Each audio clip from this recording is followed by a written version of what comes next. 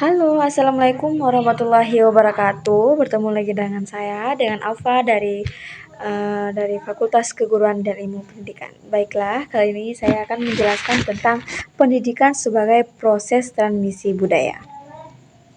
Berarti, pendidikan itu berfungsi untuk mewariskan nilai, norma, pengetahuan, keterampilan, dan kebiasaan suatu masyarakat dari satu generasi ke generasi berikutnya. Melalui pendidikan, budaya yang dimiliki suatu masyarakat tidak akan hilang, tetapi dipelihara, dipelajari, dan dikembangkan oleh generasi selanjutnya.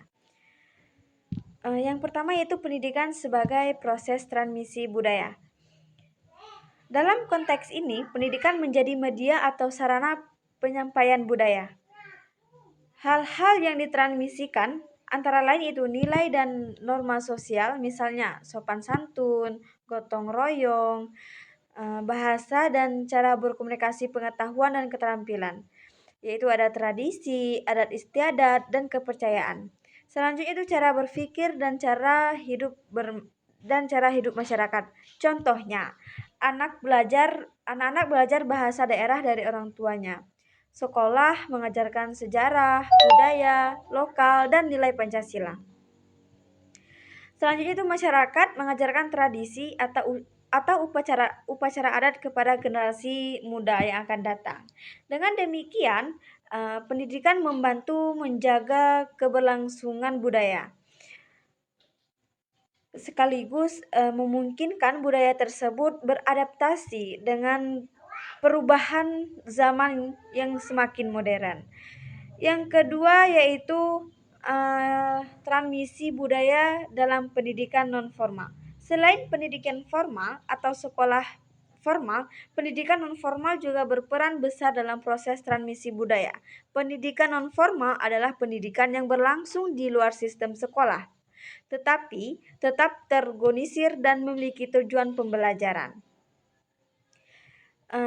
Contoh lembaga pendidikan non-formal yaitu PKBM. PKBM adalah pusat kegiatan belajar bermasyarakat, kursus dan pelatihan kelompok belajar, sanggar seni, majelis taklim, pelatihan keterampilan masyarakat dalam pendidikan non-formal. Transmisi budaya dapat terjadi melalui pelatihan seni, seperti tari daerah, musik tradisional, atau kerajinan. Kegiatan masyarakat yang mengajarkan nilai gotong royong dan kebersamaan, kursus bahasa daerah atau kearifan lokal. Pelatihan keterampilan tradisional, misalnya ada membatik, menenun, atau membuat kerajinan. Yang ketiga yaitu peran pendidikan non-formal dalam transmisi budaya. Ada beberapa peran yaitu melestarikan budaya lokal dan mungkin tidak banyak diajarkan di sekolah. Memberikan ruang belajar bagi masyarakat semua usia, mengembangkan keterampilan berbasis budaya lokal, dan menyesuaikan pembelajaran dengan kebutuhan masyarakat.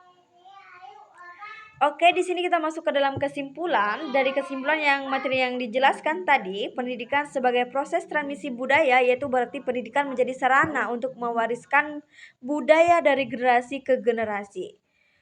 Proses ini tidak hanya terjadi di sekolah formal, tetapi juga sangat kuat dalam pendidikan non-formal. Karena kegiatan pembelajaran di masyarakat sering berlangsung berkaitan dengan tradisi, nilai, dan keterampilan budaya lokal.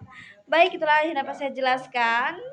Saya pamit undur diri. Wassalamualaikum warahmatullahi wabarakatuh.